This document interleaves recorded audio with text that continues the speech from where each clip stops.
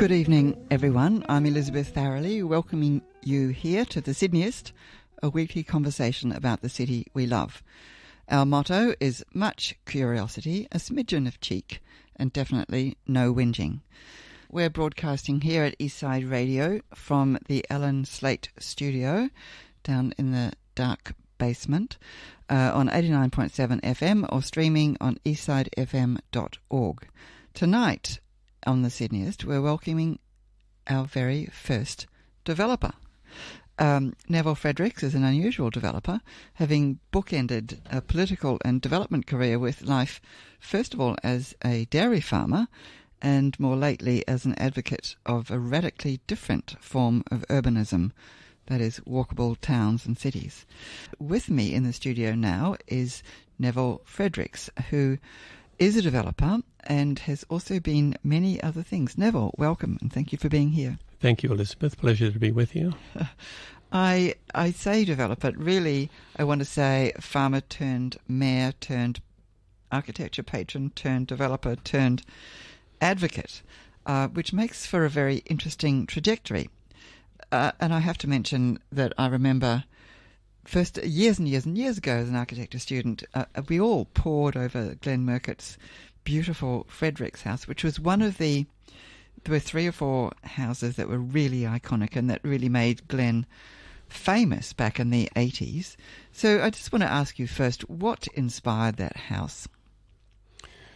Well, there's not a great deal came from my side.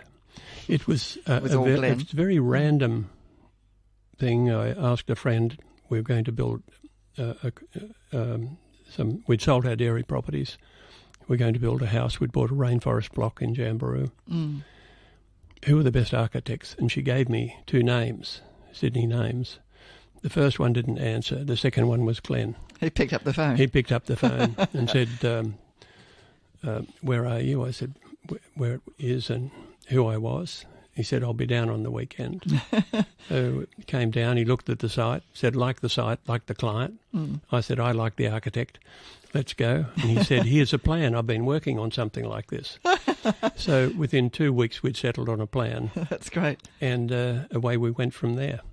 Because it is a remarkable house. For anybody who doesn't know Glenn Murcutt's work, in particular the early work, people used to say his buildings looked like chook sheds, didn't they? And because they're kind of corrugated iron and very long and linear, this one's about, what, 30? About 33 metres long. Yes, and very narrow. Only 5 metres deep. Yeah, a train carriage of a building. And he refined this plan and this idea of a number of different houses, which all looked quite similar but not the same. So what did people say? Did they say you're building a chook shed? Well, the Chief Health Officer for Kiama, when we put the application in, he wanted it refused. And he rang me and said, 1980 or something. I've been trying to get people out of these sort of houses all my life. He said, we're going to refuse it. I ended up talking the councillors into going to have a look at one of Glenn's houses at Mount Wilson. Yes. So the councillors got in a bus and went up there. And loved it. And they liked it, said, what's wrong with this? And it got approved. Yes. So, but when you're outside the square a little, there are always challenges. It does seem that way. And now, leaping forward 40 years or something, you've built another house that looks very similar. Yes, this one was far more considered. We've moved to the Southern Highlands, just at Burrowing, just west of Robertson.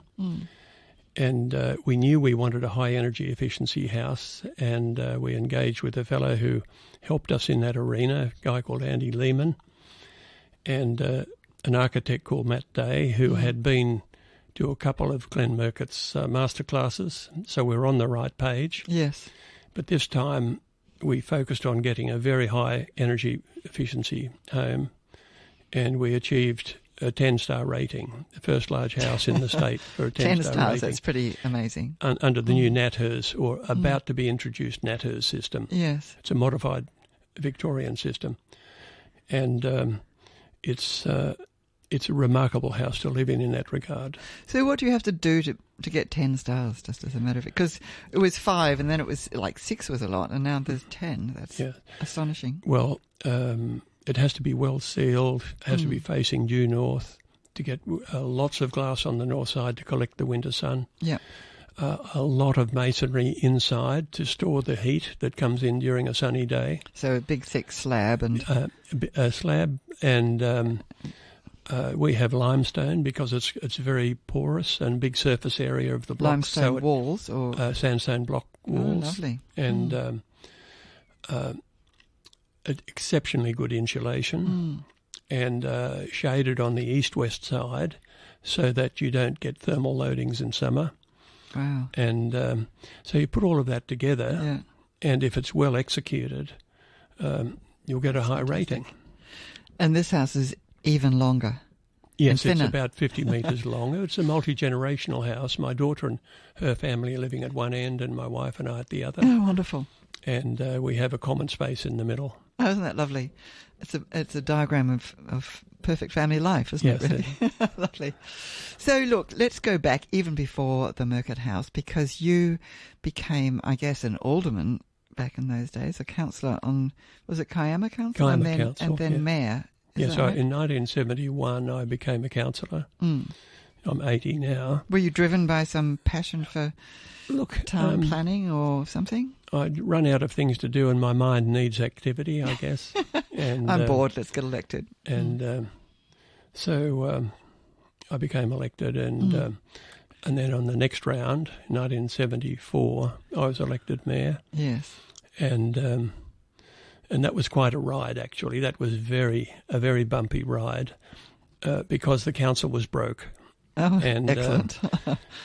Because I had the whole of my ticket got on 1 to 9. That's amazing. So that was all of the councillors? Like you had all of the councillors on my ticket. There wasn't opposition. And in fact, the legislation was changed to prevent that happening again. Was it? Yeah. Good heavens. And so the council was broke, and we put the rates up 84%. And as a result of that, legislation was brought in with rate pegging. So there's a But we did correct a terrible situation at council. Yes. They were in a very difficult position. And did you get voted out for increasing the rates? No, I've been elected 4 times, and I was first elected on every occasion. That's impressive. So you must have done some very good things as well. And you've also won more recently a Emeritus Mayor Award from Kiama, is that right? No, the Local Government Association. Oh, okay. And that's I'm not sure what Emeritus Mayor means. No, I'm curious. I thought think you would it means know. that you've done a good job. Yes. Maybe. So that's a big congratulations. I think you're credited for bringing the council back to solvency, but I'm curious as to whether that experience on the council gave you an interest in town making that you're now sort of re-inhabiting. Well, look, I think Glen Murcutt really influenced me heavily about design. Yes, living in that house is visually a very beautiful house to very be beautiful. in. Very beautiful. And stunningly beautiful. And it alerted me to the importance of good design. I mean, my background is I went to Hurlston Agricultural. I dropped out before just before I sat for the leaving. I couldn't stand school, and I became a farm labourer, and that's my background. Yeah. And so I'm not an academic in any way, but I'm a very creative thinker. Yes. I love finding new ways. I'm a very practical thinker, and when I connected with people who are really at the top end of the design spectrum, a few things clicked. So it was kind of luck in a way that you connected with Glen Murcutt, absolutely. But it changed your life, really. It actually did, very significant. And that led me into the urban arena as well. Yes. And Glen is quite uninterested in cities, isn't he? Yes. I think when we sold our dairy property, we set up a business in Wollongong and became property developers, my wife and I. And we were quite successful. I've had a bit of a bumpy ride. We had a few successes and a few bumps. But I'd realised that where do we go on weekends? The people rush to places like Berry and Bowral and Braidwood. Yes. And they'd stay away from the most recent sprawl subdivisions, which is supposed to be the best we can do in the current scene. And it was just so obvious that something was awry here, and that I soon realised. I connected with a few people. Chip Kaufman from Melbourne, he ran Andreas Twainey's California office. So Which is new urbanism. Yes, and I connected with Chip, and he opened my eyes fully to a different way of looking at urbanism. And that's interesting, So that's how we come to Tallumbah, I imagine. So tell us the story of Tallumbah, because I've been there a long, long time ago, but it was only partly built then, and it's very charming. And you'd look at it and think, everybody would like to live here. It's white weatherboard on the whole, is that right? Or pale and pretty and leafy and very walkable. Yes.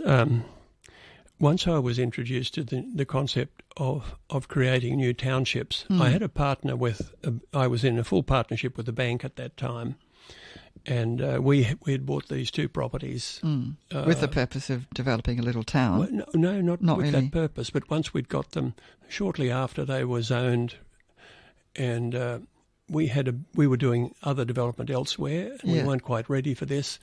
I became interested in this new town movement, and so then we ran the first major charrette in Australia. We had about 17 top consultants. I brought Professor Paul Moraine from Oxford over to help for a week to help us understand what we were doing and make sure we were getting it right. It's development with a difference, isn't it? Getting some academic advice. Yeah. Well, he was at the forefront of this. Yes. He was a lecturer at Oxford Brookes at that time. Yes. Urban design school. And it was really interesting to go through that process. And we got the public on side. We had 600 people in attendance at a public meeting, and we got a standing ovation at the end of our presentation. But within a year, when the public found out, a different group of the public maybe found out that there were going to be some allotments that were as small as 250 metres with rear lanes, terrace-style housing. Yes. The word went out that we were going to degrade the district. Oh. And we had 300 people marching in the street with police escort and an effigy of myself, and is that right? Pikes being stuck into the effigy. And good heavens. But I didn't feel it. They're passionate down there, aren't they? They are. But it's interesting that some of the people who, in that march, a few years later, after we'd built Tallumbah, came in and said, "I'm sorry I was in that march, but now I see what you've done is fantastic." Isn't that interesting? So we went to, I went to the US and met, I went on a week's tour with Andreas. Duaney. Yes, and we did a critique with his staff. I was the only developer on board, actually, on a bus, and we visited a different town every day, and we walked through and did a critique of what was good and bad. All of these things helped refine my thinking. Did you go down to Seaside in Florida? Yes, I went to Seaside, and we went to a conference in Miami. Yeah. And I met Chris Leinberger, who I think is just a top economist. Yes, fascinating. And urban economist. And later I met Steve Thorne, who was the principal designer for the City of Melbourne. I rang him one day and said, "Would you come with Jill and I on a 3 or 4 week trip of Southern Europe, and you guide us and you work out the itinerary and you take us where you think we should go to see the best." If only more developers would do this, wouldn't that be great? And so that was really eye-opening for us. And Steve is probably the most awarded urban designer in Australia. I think he's won 30 national and international prizes for his work. Yeah, and but he's consulting now, and so we work closely with him pretty well on every project. Yes. That's a moment where we'll stop for some music, but I want to come back to talk a little bit more about Tallumbah after the break, because it's a slightly sad story, isn't it? Yes. So we'll have a music break and then we'll start again.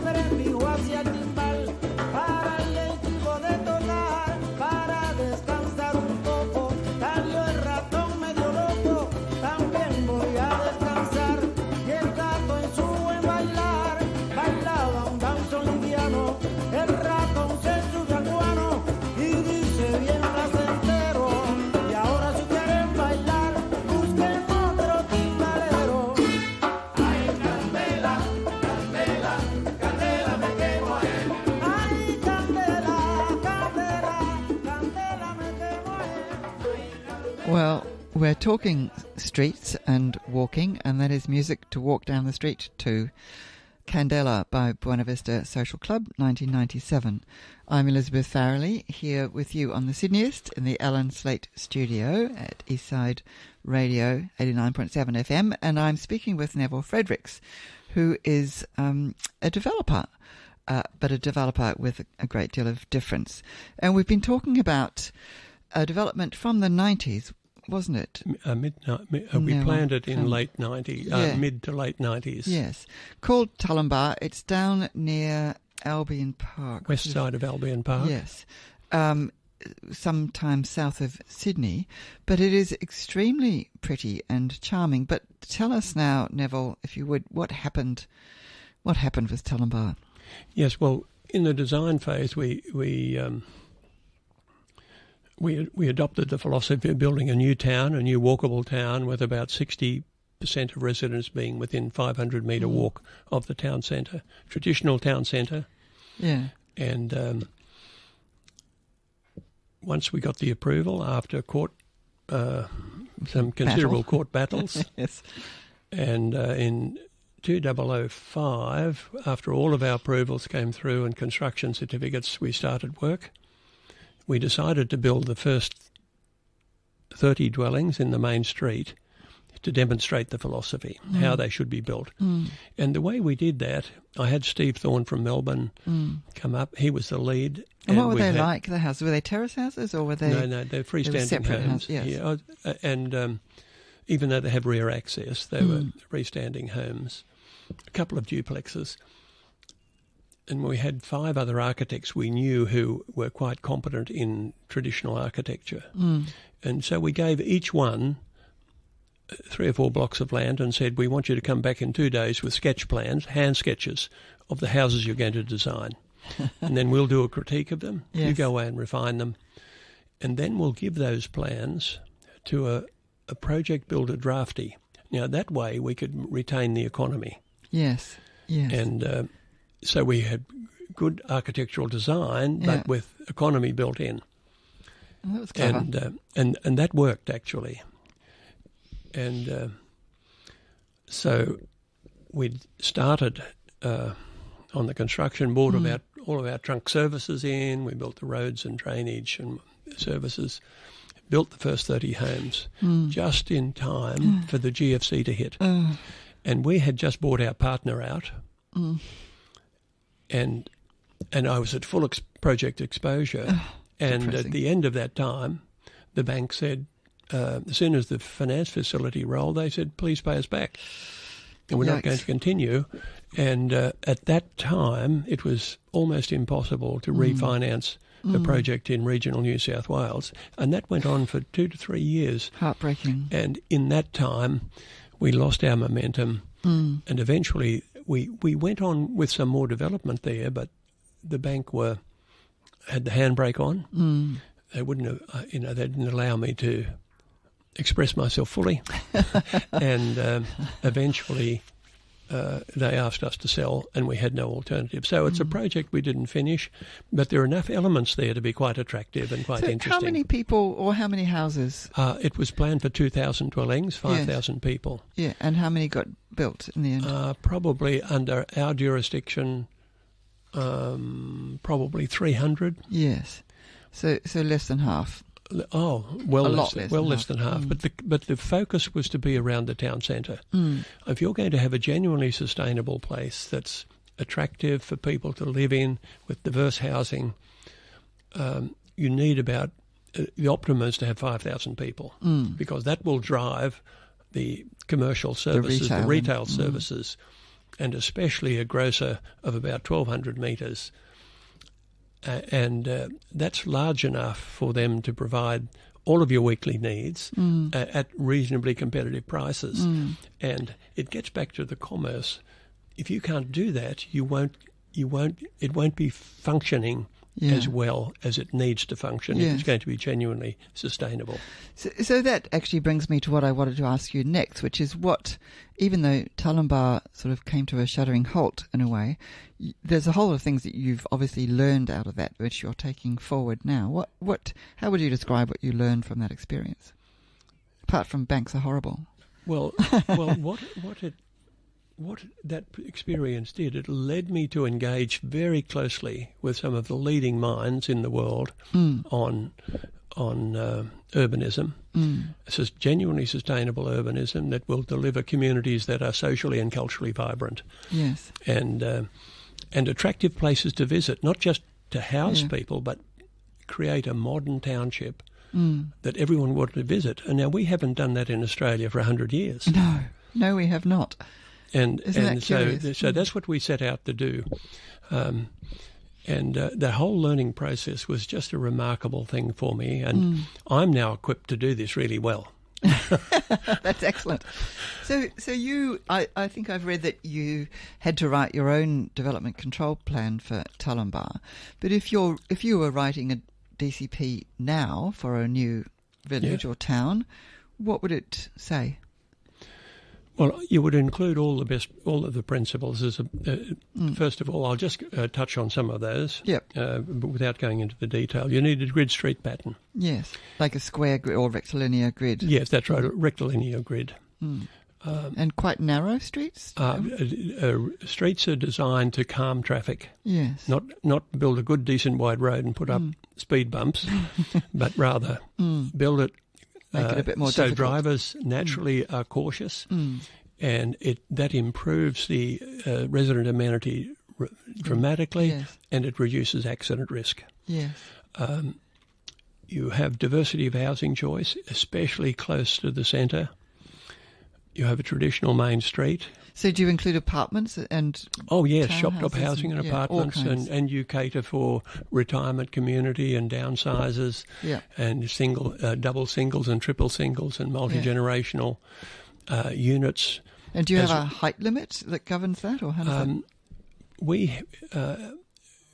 We were operating in Talumbar at about 11 metres. So it's 3 stories. Yeah, 3 stories. And we've got one 3-story house. We were planning for a 4-level retirement unit, block of retirement units with about 140 apartments in it, which is just on the edge of the town centre.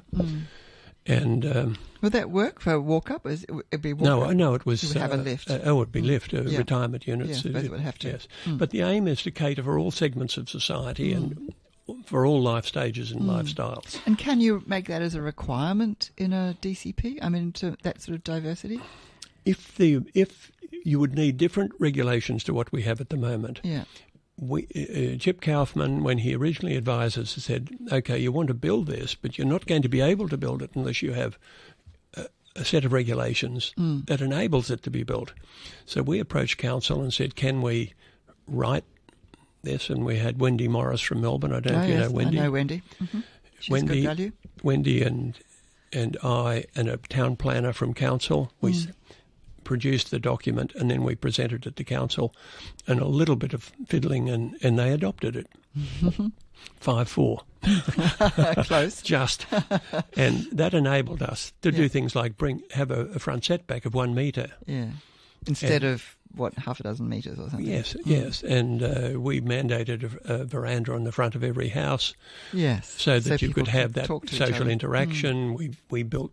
We voluntarily put footpaths on both sides of every street, even though we weren't required to. Yeah, and trees, of course. And yes, and the footpath is hard up against the private property boundary. And so if I'm walking past you sitting on the veranda, we're only 3 metres apart. You get to say good morning to each other. Social convention requires that. Lovely. Isn't that lovely? And so we designed in those casual social connections into the urban form. Lovely. So look, you've spent a lot of time now advocating for walkable urbanism. Tell us about walking and why it's so important, and also how you encourage walking. Well, I think the design of a place, it's got to be a great place that you're walking through. Yeah. There's got to be good footpath infrastructure. And there's got to be something there when you get there, as they say, that it's got to be an attractive place. And we know walking is the glue that binds a community together. Yes. That's where you make casual social connections. Yes. If you're sitting in a car and driving off to a regional mall, That's not a place where you make casual social connections. No. But you can in your main street, and people become familiar with one another. And I mean, I grew up in Jamberoo, but which is a village, intimately involved in Kiama, and a lot of what you see in the main street there in Kiama was in my second term as mayor in 1987. After I was exposed to a lot of these principles, so the work we did then has held up pretty well. It's still as you see it now. That was done in my second term. Yeah. It's fascinating. So, look, we're actually about to run out of time. But so what would you, if you could change the rules now with a snap of your fingers, what would you change so that things would improve? I think it's impossible to change the existing complex system. Professor Leslie Stein said New South Wales planning system is the worst. Get rid of it, shall we? Yes, he did. Is the worst of 80 jurisdictions he's looked at, and is not able to be band-aided anymore. To do really good urbanism, we'll need a new regulation sitting aside. And I'm rather an advocate for what happened in Western Australia in the Livable Neighbourhoods Code, where that was a new system. It stood aside from the existing one, and either council or the applicant could choose which regulation they went with. And it only took a few years for everyone to go with the new. Yes. So the political risk and the political transition was able to be accommodated. Yeah. And I would advocate something similar to that. But to build a new township, we need a completely new set of regulations. Oh, well, excellent. I look forward to it. We're going to have to stop there, I'm afraid, Neville. Thank you so much for being here. That was a great conversation. I've been talking with Neville Fredericks, farmer turned mayor turned developer turned advocate for walkable towns. Meanwhile, if you have any questions for us, the Sydneyist at eastsidefm.org.